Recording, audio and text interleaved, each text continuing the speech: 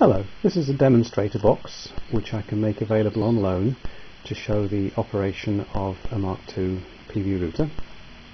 There are three connections to the outside world. At the back there is a cable which plugs into a standard mains outlet. On the front there is a switched 13 amp socket into which a suitable load can be connected. This is a 3 kilowatt kettle full of cold water. And at the back there is a standard jack socket into which the CT can be plugged, and the CT clips onto either of the incomers adjacent to the meter. The demonstration box is the left hand of the two CTs.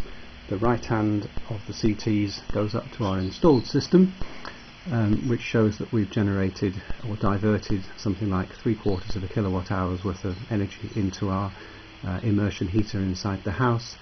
For the purposes of this demo, I've turned off the isolator switch by the immersion, so no power is capable of being taken by this installed system, only by the demonstration box. Demonstration box is not doing anything because it's not switched on. If I turn it on at the mains, something should start to happen. Now this box has an energy state display. At the moment we're at the bottom while it goes through its startup sequence, but pretty soon the energy state goes from the bottom, goes up to the top 3600 joules, and while it did that the surplus power indicator was showing. The reason that the surplus power has now gone off is because when we hit the top of the energy range, a limit is applied, and so each main cycle is not now seen to be greater than the previous one, so the detector goes off. So at the moment we are genuinely exporting our power. We've got something like 1600 watts being generated by the inverter, very little being taken by the house, so we are genuinely leaking this surplus power away to the grid, which is something I never like to do. So let's turn something on and start consuming. So if I turn on the switch here, the box is now in normal mode, and quite a lot should happen.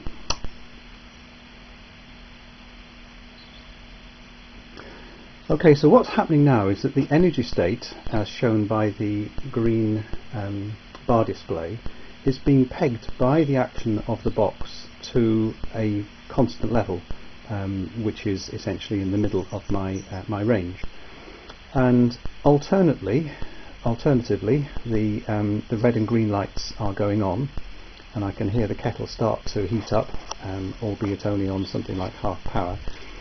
Now this particular box has the ability to alter the thresholds for anti-flicker purposes. At the moment we're in what I call normal mode, where there is essentially only one threshold. There's two, but they're coincident.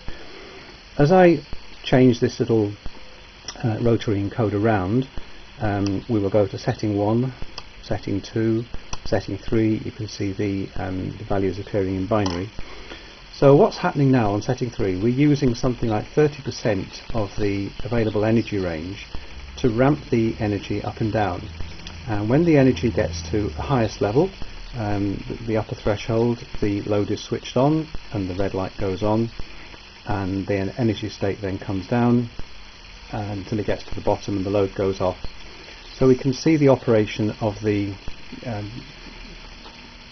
various LEDs fairly effectively there. So we are now in an anti-flicker mode. We're cycling at half a hertz or something like that, pretty slowly, so it probably wouldn't cause any problems. But of particular interest, we are not consuming at the meter. The meter is not penalising us for this activity. So we are diverting genuine surplus power into our kettle, and the meter is ignoring that activity. Different meters have different allowances, different flexibility, different sweet zones. This is a very tolerant meter. If I wind up the settings through 4, 5, 6, 7, 8, so we're now using 80% of the normal range, as you can see from the bar display. So this is a very relaxed way of diverting power. Kettle is still warming up, and still the activity is being not recorded by our meter.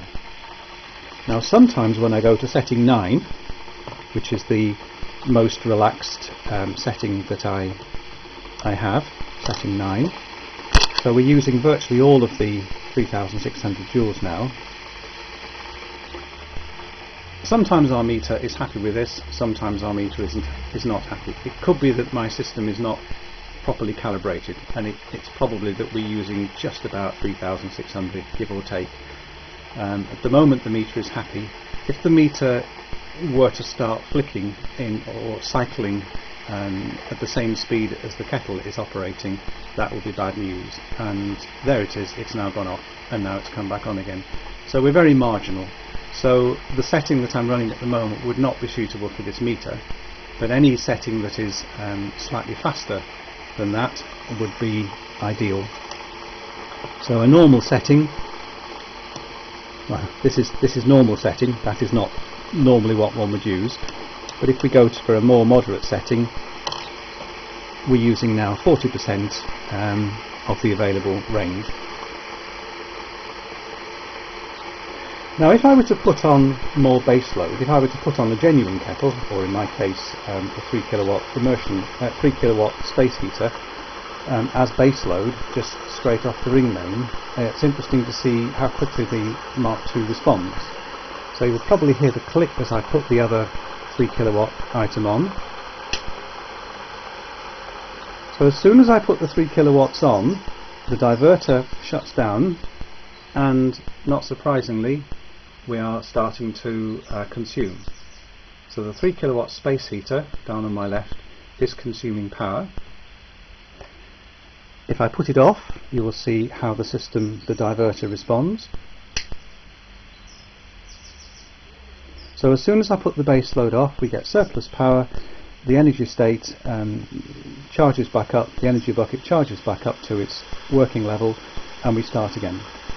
So it's a very quick to respond system. It takes about 30 milliseconds for the system to respond, so there's no need for any contingency in there. It's an accurately balanced system. So that's pretty well how it works. There's one extra feature on this box, which is a surplus power simulator. If I operate the switch on the front here, we will synthesize 1 kilowatt of power, and that will change the balance of the mechanism. So instead of balancing at around 0 energy change, we will essentially be balanced around 1 kilowatt of consumption. So if I switch this on, instead of having a fairly symmetrical rise and fall, because we're generating roughly half what the kettle is consuming, if I switch this on, we will have a quite different setup. So the box thinks that we're getting something like 3 kilowatts of generation. So the load is being on for a very long time and only off for a short time, because the system doesn't take so long to recover now that it's synthesizing 1 kilowatt of power. But of course we are now not running properly, so the meter is correctly penalizing me for synthesizing and therefore unusing power. So hence the pulses. So if I switched off the simulated power, the pulses no longer happen. The red light has come on. Whether the red light is on or the red light is off doesn't really make any difference. The important thing is that it's not changing. So the red light is static there, we're back to normal operation, and the kettle is nearly boiled. So most of the power that's gone into this kettle has been genuine surplus power. There's genuine surplus power going in now, and it is indeed on the verge of boiling, and may or may not switch itself off.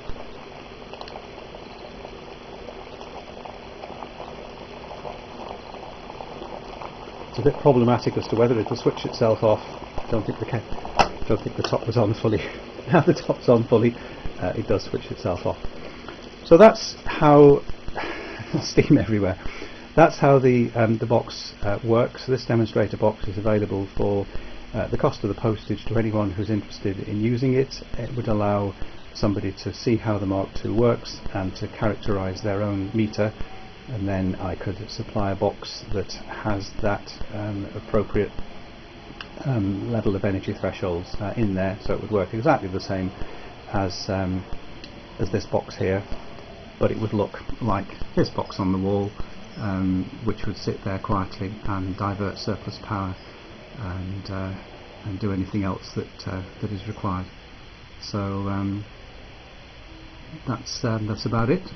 Thanks for watching, and if you're interested in borrowing one of these boxes, just let me know via the email address on the shop page at www.mk2 PV Router.co.uk. Thanks for watching.